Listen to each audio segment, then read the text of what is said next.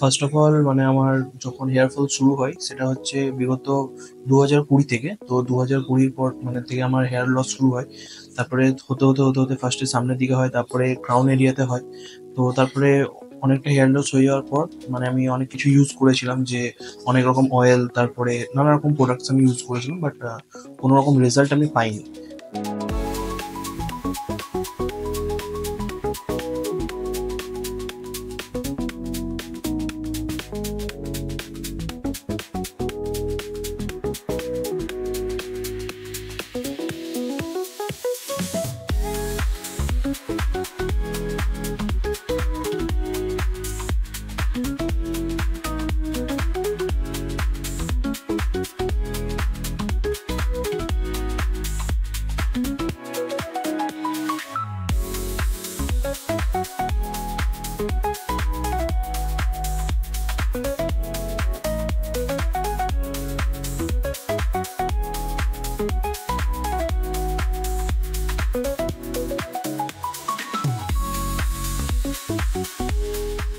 তখন নিউ রুটসে আমি মানে হেয়ার ট্রান্সপ্ল্যান্টের জন্য আমি এগ্রি করলাম।